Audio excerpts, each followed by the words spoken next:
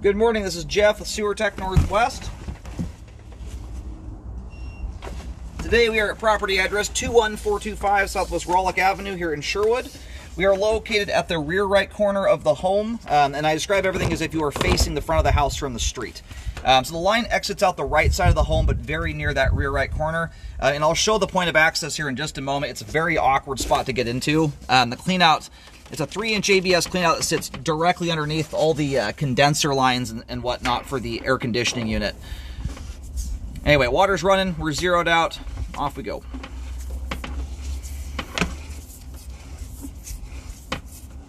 Luckily the cap can still be up. I'm not sure why the lines weren't routed a little bit differently around the cleanout, but you can get to it. You just have to be careful not to bang up the lines going into the AC unit.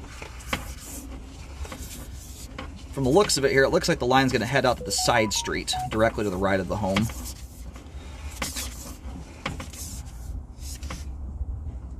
We may...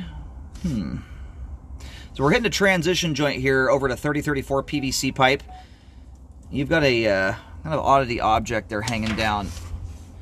So transition joints, I've been doing sewer scopes now for 13 years. I've cambered almost 25,000 sewer lines. I've done a lot of drain cleaning, been involved in a lot of repairs.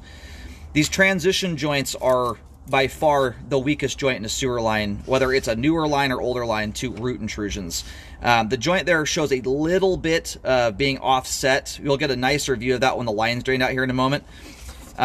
What that looks like, especially being we're at a transition joint, and we're in Sherwood, where everything, the trees are, you have street trees along the sidewalks. That's also often right about where the transition joints are. My concern is you may have a root there that's been gunked over with some debris. The hard part is the debris is covering up whatever it's hung up on. Now we've also got a fair amount of debris buildup in here. You've got grease buildup. You've also got gunk at the top of the pipe, which indicates some kind of event happened in the past. We're obviously going into a belly right now, standing water.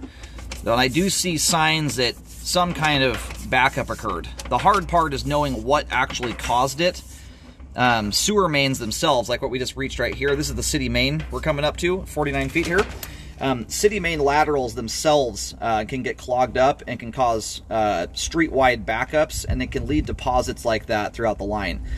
So it's a harder one to say there. There is a belly, and bellies do indeed present a higher potential for blockages to occur.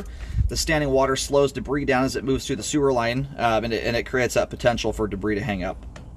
Especially if anything improper is going down the line, like cooking oil, wipes, paper towels, flushable wipes I include in the improper category. Don't put those things down your line if you can help it. They're slightly less horrible than paper towels are.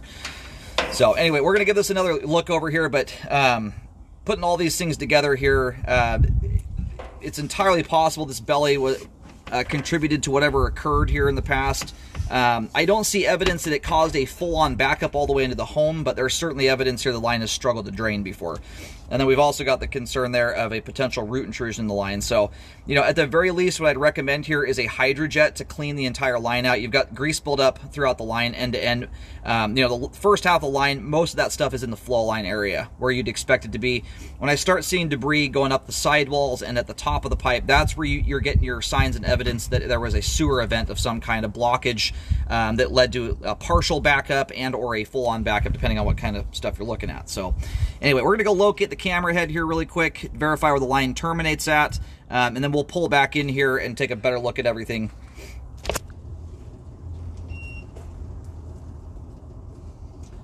Alrighty, so I just located the camera head. Line goes out, I'm having a hard time seeing the street sign here, but it looks like Southwest Red Top, I believe is the name of the street here. If you're facing the front of the home, it's the side street, the street directly to the right of the home. And as the line makes its way out to the road, the line jaunts into the backyard. So it does a zig and a zag. It doesn't go straight away from the right side of the home. It kind of cuts away from the house at a 45-degree angle into the backyard area and then straightens out. It doesn't get quite to the rear right corner of the property before turning, but it kind of heads that direction. That gives you an idea. So, and very, very, very shallow main lateral. And these can be kind of tricky. The thing's only 4 feet deep. at the main. I'm getting 4 feet to 4 foot 1 inches. And to give you an idea, the average main lateral, whether the street has basement homes or not, is usually around 7 to 8 feet deep, which provides a lot more depth and room to grade a sewer line. So typically what I see on these shallower mains like this, they're more prone to bellying, because you've got to have someone who installs these things very, very well and knows what they're doing in order to prevent anything from settling and shifting on you. Tolerances are much tighter. So I did put a marking down there. I'm having a little bit of a time. I think my spray paint can sat out in a cold car for too long, as it's struggling to spray paint out. But I did get a, it's not the most beautiful paint marking in the world, but you'll see a green T marking out there. And I did take some photos in the event my paint doesn't show very well, to give you an idea as to where things are at. So anyway, if you see the top of the line there, that's your evidence there some kind of backup has occurred, where the line filled up entirely. You've also got a fair amount of grease and debris buildup in the flow line too.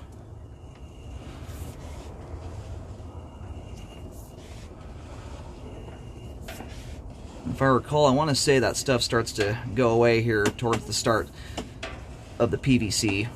You got a little bit of a ding there in the top of the pipe, little deformation. The pipe here is intact. That's not affecting functionality.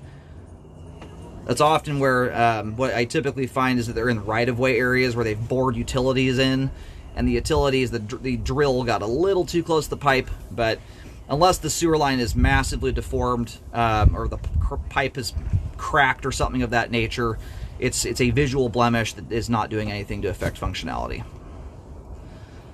So and then you've got this little fella here, which my concern is you could have a root underneath it. It's entirely possible. As you can see, the line does have backup evidence. The other thing that can happen, especially to transition where you've got a different diameter, there's a lip there on that joint. As debris backs up into the line here, it can deposit debris on that pipe joint and just leave it there and kind of mimic the appearance of a root intrusion. It's entirely possible there's no root underneath that, and it's just a scrap of debris that got left there when the line backed up. So anyway, the joint there is just barely out of whack. That's not the kind of thing I'd recommend to fix on if it weren't for the belly in the sewer line. That on its own it's just nothing.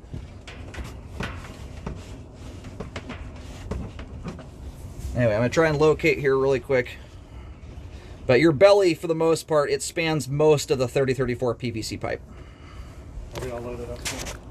All right, so where we are at right now, and this is what makes me think even more that it's likely a root. You've got arborvitae that is, I mean, it's planted directly on top of this joint.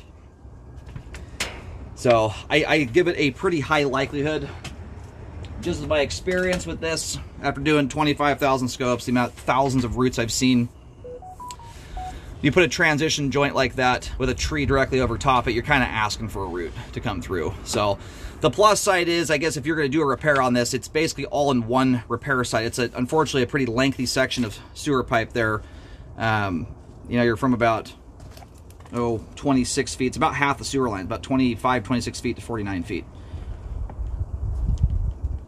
And whether if you fix the belly, if you try to fix the belly just on its own, root or not, most repair folks out there that know what they're doing, that know how to fix bellies, they're going to, especially with tolerances this tight, on a line like this, let's say your belly here starts, I have to go back and review the video, but 4 or 5 feet after the transition joint. Most of them are going to want to take that repair all the way back to the transition to try and earn as much grade back as possible, to help ensure that when they fix that belly, it gets fully corrected. So there's a lot of circumstances where if you've got a 20-foot belly, it will require you fix 30 feet of pipe in order to get enough grade back to correct it. So in this case, I am going to recommend to fix on the line there to correct the belly and a potential root intrusion.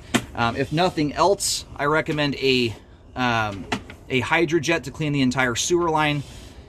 You know, as we come back in here, right now my camera's upside down. On the bottom of the screen, you've got stains there that indicate this actually, that backup looks like it came back even further than I originally thought.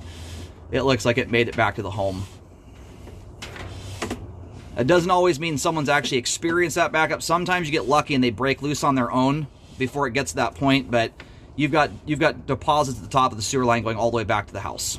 So that's my reasoning there for recommending a repair on that. If repairs are not done for some reason, Make sure you jet the line out to get all the debris buildup out. You have some very, very thick grease buildup, especially out near the bellied area. It's pushing inch and a half thick. You want to get all that stuff out to help improve flow.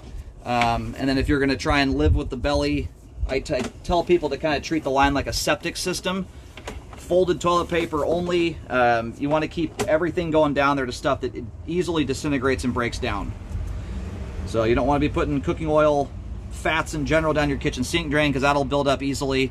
Wipes, paper towels, flushable wipes, all that stuff. Stuff that, you know, as it sits right now, because the length of the belly and the depth of the water there, you're probably pushing 2+ inches. Again, I'll have to review some of this at home in better lighting conditions, but it's a significant amount of standing water. Everything coming through the line right now, solids-wise, when it hits that water, is going to stop. There's no chance it's going to get all the way from point A to point B in one shot.